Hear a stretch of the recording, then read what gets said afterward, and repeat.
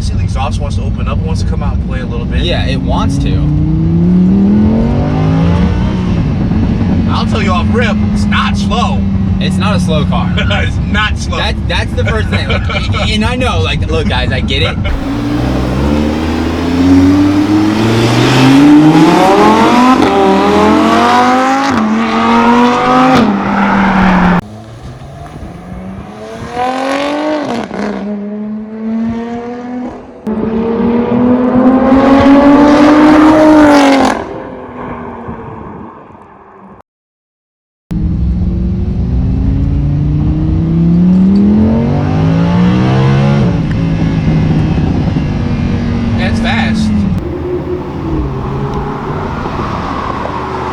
See, if I get a Lambo, that's what I end up doing.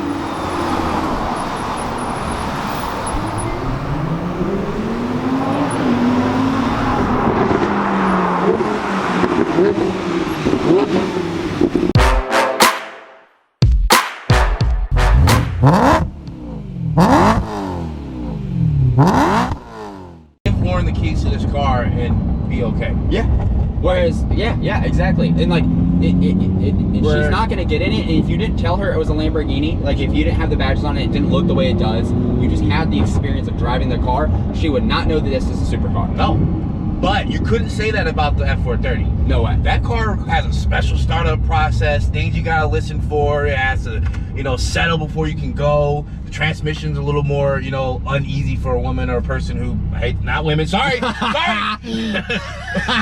I'm not cutting that out. I'm keeping that shit. For a person who, you know, doesn't really know about like what this transmission's about, but this car is not loud. It's very simple to putt if you want. You don't have to get on the gas to like get going, and I have space. I don't know, man. It's like, this is we said this in that video, this is the best daily driving supercar you can own. Yeah, that way. I've always said the Huracan is the best modern day supercar. Yeah, but it is not the best supercar if I were to go and compare it to a lot of older cars. Yeah, and I will hold to that. And I mean, look, you can make them super fast. If you've got deep pockets, like, you can make this car, everyone's seen it. The UGR one at Texas 2K just did like 234 on a test pass.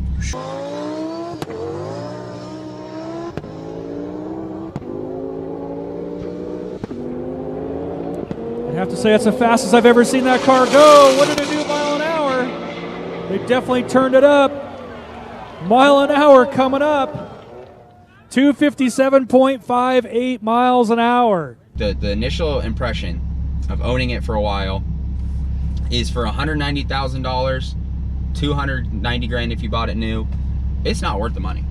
I don't think it is, at least. You have to drive my Lotus. I know. I feel like if you drive that car, it will speak to you in a way that you just didn't expect it to do. It's not as fast as this car, I'll tell you that right now. It's not even close. But the way it feels when you drive it is something that is unexplainable. Yeah, until and that's, you get behind the wheel of it. That is, to me, though, because we all have our reasons why we do things, right? Like Hellcats, you know, maybe you're a drug dealer and you like to pipe down people's girlfriends. Maybe you have your reason why you like M3s. You know, everyone's got their thing why. This car, to me, like, my why is about like enjoying the driving experience and like just feeling a car super special. It feels special, but from a attention standpoint, yeah, and from a but not, and that's the reason why, guys, like, I don't think it's worth it, is because for the amount of money you spend, you can go get, I think my M3 is just as fun to drive, if not more fun than this car. For that motor, that $19,000. transmission, I can't disagree with that. Yeah, and that's it, guys. That's the reason why. It's like, for $19,000, I can go get another car, put some money into it, all in. I'm in. If I want to do a ton of stuff, I'm all in for like $40,000, a ton of stuff to it, including the car, and it's gonna be just as fast and more fun. Yeah. And I used to hate when people say that. When I was like in high school and stuff, people would be like, Ferraris are fucking lame. Like, I can go get a, you know, Mustang and put a supercharger on it, and it's faster. It's not all about being faster, but if it's more fun, yeah, and that's your why, that's your thing. There's certain cars out there that have the full package it factor that you don't realize until after you've gone on to something you thought was better, and then you realize that, wow, I really do miss that. Yeah. And I feel like that's why I'm never getting rid of my M3, because it does have everything you want out of the car. And then you go back and you're like, dang, Yeah, I mean, Doesn't get much better than this, really. no, it doesn't. And like, well, you know, I went from M3 to ZR1 back to M3, and the reason was the ZR1 was infinitely faster. It had infinitely more mods that I could do. It was rarer. You know, that's what your thing is. It was. Some people thought it was cooler because they don't see them very often. But I'll tell you right now, like it wasn't. That didn't mean more fun to drive. Yeah. It speed faded very quickly. It was very quick. It just like faded away. I was like, oh, I miss revving my car out and having a good ass time. Now I will say the motor in this car is just obviously it's an amazing car. Oh, I'm super sure well it is. built. But it needs an exhaust. It needs from the factory, like, you know, if you're going, like, you can put an exhaust on any car and make it loud, But if you take anything away from this video, aside from you have a lot of money, you don't care that this car is probably not going to live up to the hype, you need an exhaust. Buy this car and get an exhaust on the same day. Don't even waste time, because I honestly don't know how you drive this thing stock and feel good. This car, I'm underwhelming. Barely hear it. The sound is super underwhelming. Like it's pretty shitty for what the car is. You're spending this much money on a car, new, guys. Like if the thing new, this was pretty much a $300,000 car out the door. I mean, the laughter we had in the Ferrari. Yeah, I felt like it was just a totally different driving sensation. Where this is just like two guys in Lambos just butting around in the rain. One last pull. Oh man, it's yeah. You go like right through there, right there, right there.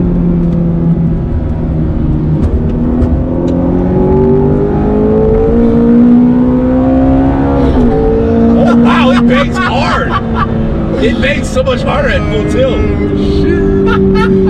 It's so fucking cool. It feels so good.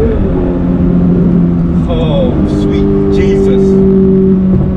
Guys, I'm in love. That's, I mean, you see people doing the reaction videos, and like you get someone that's not used to being in cars, that like I did one with Liv and I did with my mom, and you know, they're, oh shoot, we're not supposed to touch your eyes and face. Oh my God, I'm going left, straight, right? Go right. But like you get in one of those, you watch those videos, they react, but like for people that are into cars, like when you accelerate it, I'm not gonna give you guys a fake reaction.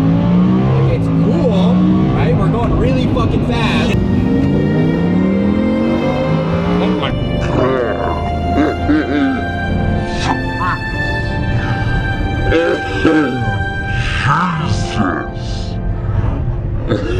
Sit here and fake it like you see people doing in videos where they get in there and they're like, oh my God, I'm not used to the power. It's so smooth. I can't even feel it. Oh my God. It's so fast. It's so fast. This thing feels like a PC game. It does. That's my point. I'm not trying to be like long-winded here, but okay, like in summary, let's try it again. This car, it makes you laugh, but not in the same way like the 430 makes me laugh or the M3. But still, in the F430, I know what that car feels like. But it's still every shift. Yeah, you're like, oh like you're in it. You're like, damn, we're fucking, we're moving. And you look, and we were going like, you know, It's just like, wow, this thing like it's so good. is so perfect. Yeah, It's too good. it is. You too can good. drive it super quick. It shifts without any delay. Like if I had an exhaust, it'd be screaming. Yeah, it was freaking out. But it didn't have. Like when I drove your M3 that day, you put that exhaust in.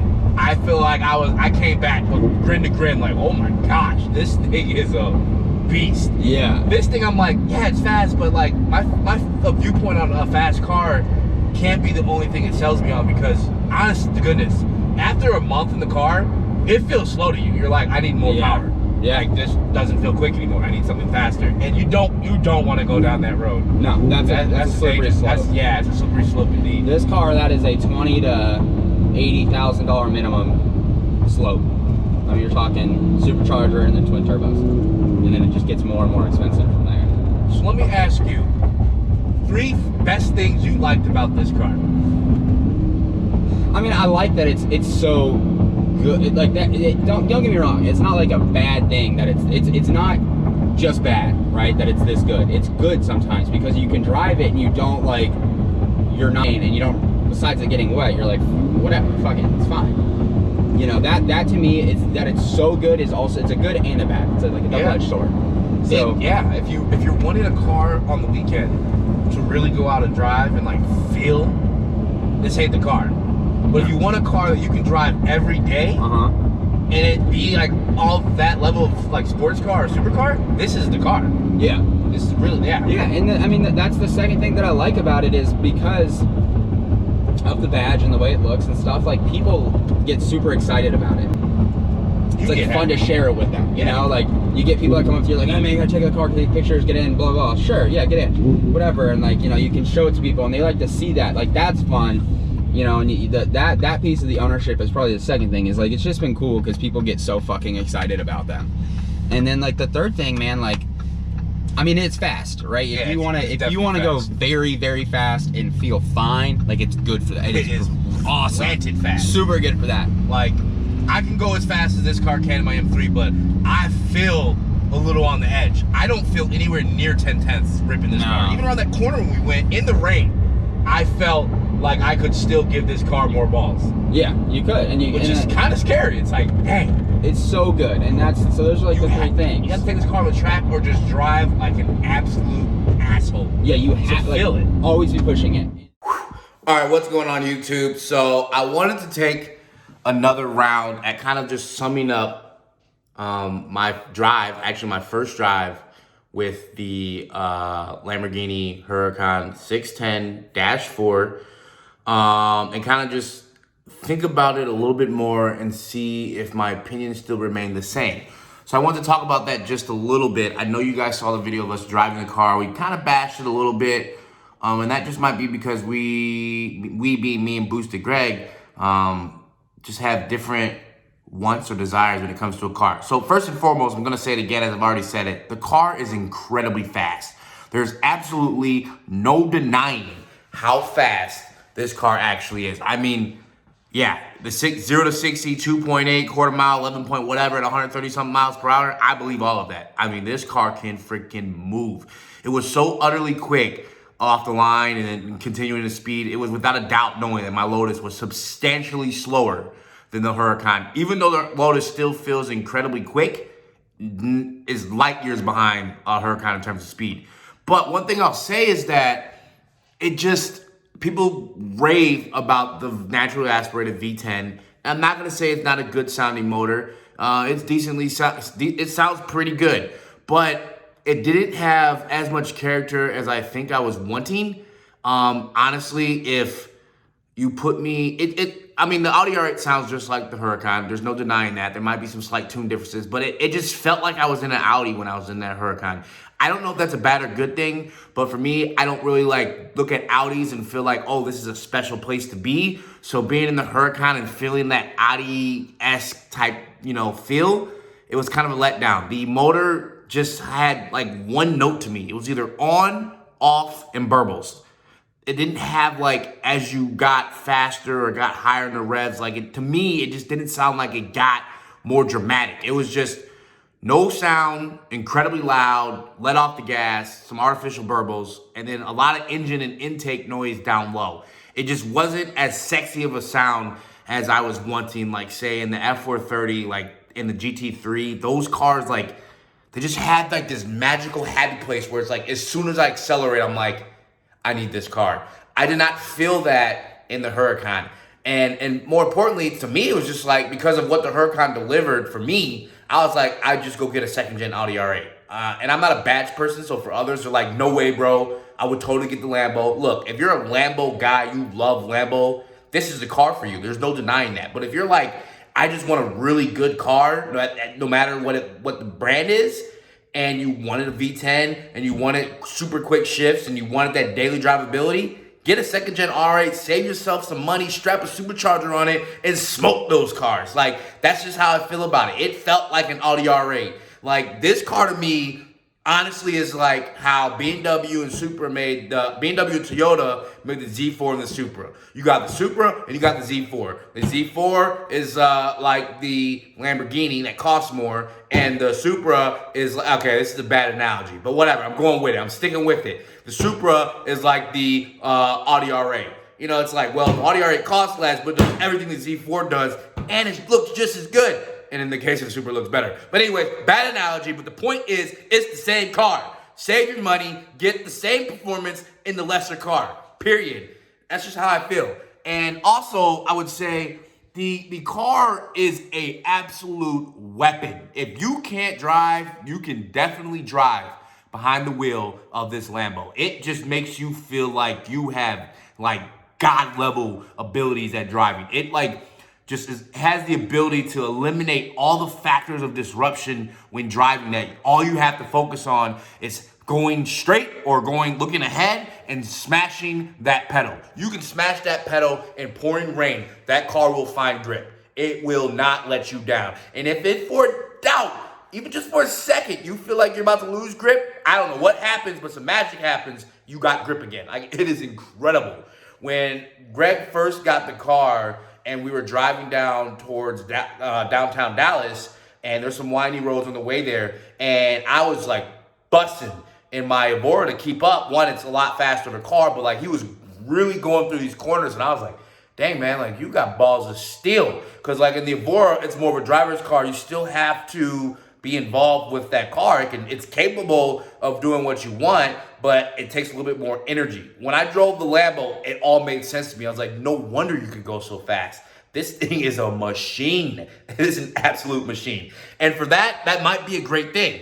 But when I'm looking for something special, a car that I really want to drive, a car that has a sense of occasion, it is not the Lambo 610-4. That is an everyday car that you just feel good, look good when you're around, but you're not really looking for like that incredible driving experience because it almost does it all for you. And for that reason, I would never really be interested in a Huracan. With that being said, I have driven a Superleggera. I've never driven an STO. I probably would want a second gen, but first generation of this, entry-level Lamborghini. I would definitely want a second gen Gallardo, Superleggera, or Super Trofeo over the Huracan 610-4 if I was putting up that kind of money. That's just my 2 cents. Definitely share your comments or thoughts on kind of what you thought with this review. I know we kind of bashed it, considering that in the world it's praised as being such a great car, which it is. It's just too good. It's just too good at being fast, and that's a problem. Thanks for watching me, Boosted Mob. Definitely subscribe, like, comment, share your opinion. I definitely want to hear it. Stay tuned for the next Let's Drive.